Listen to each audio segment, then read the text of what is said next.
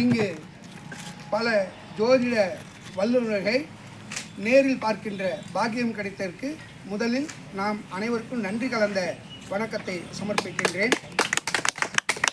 இன்று நான் எடுத்துக்கொண்ட தலைப்பு பிதுர் தோஷம் பற்றியது. ஏன் காரணம் என்ன என்றால், இன்று பல்வேறு நமது அன்பர்கள் பிதுர் தோஷத்தை மிகவும் பெரிதாக பேசி ஜனங்களிடத்திலே ஒரு பயத்தை உண்டாக்குகின்றார்கள். பாரம்பரிய ஜோதிட முறைப்படி பிதுர் காரகன் என்றக்கூடிய சூரியன், இந்த பிரபஞ்சமே சூரியனால் இயங்குகின்றது. பிதுர் காரகனாகிய சூரியன் லக்னத்திற்கு 9ஆம் வீடு பிதுர் காரகன் வீடு, பிதுர் பாவாதிபதி வீடு. அதே வீடுதான் உயர்கல்வி ஸ்தானம், தர்மஸ்தானம், குருஸ்தானம், குரு உபதேசஸ்தானம் என்றெல்லாம் போற்றப்படுகின்ற ஸ்தானம் 9ஆம் வீடு. நீங்கள் பூர்வ புண்ணியம் என்று எடுத்துக்கொண்டால் 5.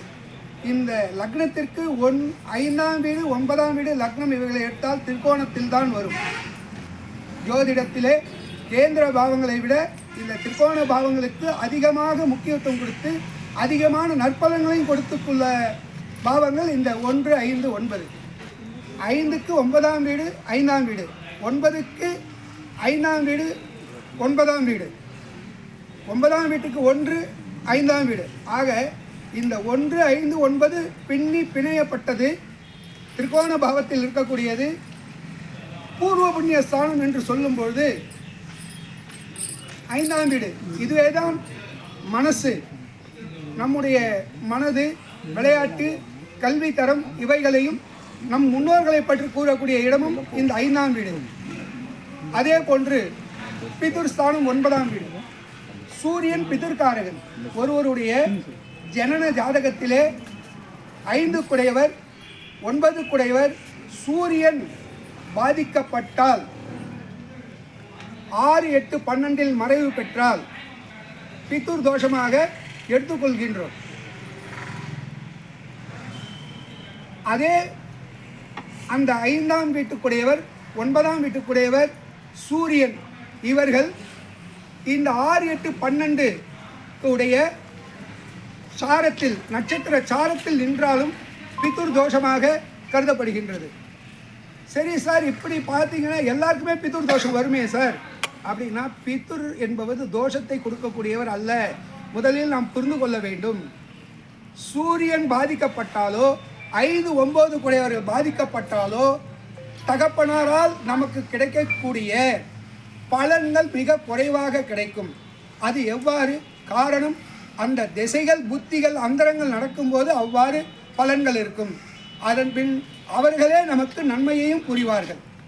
இது தசா புத்தி அந்தரத்திலும் அந்த 6, 8, 12 குடையவர்களுடைய நட்சத்திரத்தில் நிற்கும்போது அந்த நட்சத்திராதிபதிகளுடைய திசைகளோ புத்திகளோ அந்தரங்களோ வரும்போது நாம் நம்முடைய பிதுர்களால் சற்று பலன் அடையாமல் இருப்பதற்கு வழி உண்டு. இதுக்கு என்ன வழி என்றால் ஒன்றும் வழி இல்லை. நிம்மதியாக இருங்க, சந்தோஷமாக இருங்க, தினம் சூரியனை கும்பிடுங்க. இந்த மாதிரி இருக்கிறவங்க என்ன பண்ணணும்? தினம் சூரியனை நமஸ்காரம் பண்ணுங்க. அந்த 9ஆம் வீடு 5ஆம் வீடுக்குள்ள என்ன கிழமை, இப்பொழுது உதாரணமாக ரிஷபலக்னம் என்றால் 5ஆம் வீடு புதன் உடையவர். புதன்கிழமையில் சூரியனுக்கு விளக்கேற்றுங்க, சூரியனை நமஸ்காரம் பண்ணுங்க, தோஷங்கள் விலகும். மேஷ லக்னம்னா 5ஆம் வீடு சூரியனோட விட ஞாயிற்றுக்கிழமையில் சூரியனுக்கு விளக்கேற்றுங்க, சூரியனை நமஸ்காரம் பண்ணுங்க. இது ஒரு வகையான தோஷ நிவர்த்தி. தோஷங்கள் 2 ஜாதக அடிப்படையில். ஒன்று, நாம் நம்முடைய பெற்றோர்களுக்கு செய்ய வேண்டிய கர்மாக்கள், அவர்களுக்கு அன்னம் அளிக்காமல் இருப்பது, அவரை உதாசீனமாக பேசுவது, அவர்கள் பேச்சை நாம் கேட்காமல் இருப்பது, இதுவே அவர்கள் மனம் வருந்தினால் நமக்கு அந்த தோஷம் வரும். முதலில் நமக்கு நாம் பிரபஞ்சத்திலே வாழ்வதற்கு ஆதாரமானவர் பிதுர்காரகன், தகப்பனார். தகப்பனார் காரகன் சூரியன். எப்படி சூரியன் பிரபஞ்சத்தை உருவாக்குகின்றானோ அதுபோல் நம்மளை உருவாக்குவது நமது தகப்பனார். அவர்களுக்கு தேவையான பணிவிடைகளை நாம் செய்தாலே அவர்கள் மனமுவந்து நம்மளை வாழ்த்தினாலே நம்மளுக்கு ஏற்பட்டுகின்ற அனைத்து தோஷங்களும் விலகும்.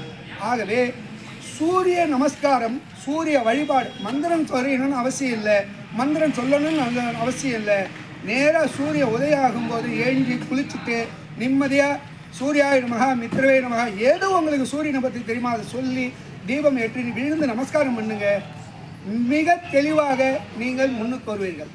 இந்த சூரியன் 9ஆம் வீட்டு அதிபதி, ஒவ்வொரு லக்னத்திற்கும் 9ஆம் வீட்டு அதிபதி, 5ஆம் வீட்டு அதிபதி. இவர்கள் பாதிக்கப்பட்டு இருந்தாலும் நமக்கு பித்துர் தோஷங்களாக கருதப்படுகின்றன. இந்த பித்துர் தோஷம் விலகுவதற்கு சூரியனை வழிபட்டால் போதும், அல்லது தனுஷ்கோடியில் போய் கடல் ஸ்நானம் செய்தால் போதும். இவை இரண்டுமே ஏற்புடையதாக கருதப்படுகின்றது. ஒவ்வொரு லக்னத்திற்கும் 9ஆம் ஒரு கிரகங்களுக்கும் 2 வீடுகள் ஆட்சி உண்டு.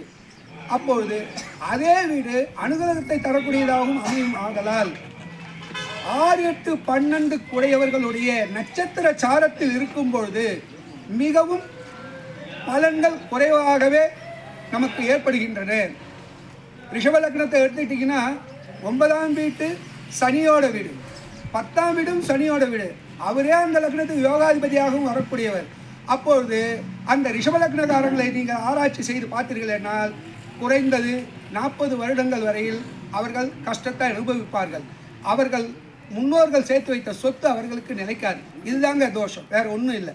இதே போன்று ஒவ்வொரு லக்னத்துக்கும் நாம் ஆராய்ச்சி செய்து பார்த்தால் இந்த தோஷங்கள் பற்றிய உண்மைகள் நமக்கு புலப்படும். இதற்கு தோஷ நிவர்த்தி என்பது சூரியனை வழிபடுவதே என்று கூறிக்கொண்டு இந்த வாய்ப்பு அளித்த அனைவருக்கும் எனது பணிவான நன்றிகளை தெரிவித்துக் கொள்கிறேன். நன்றி, வணக்கம்.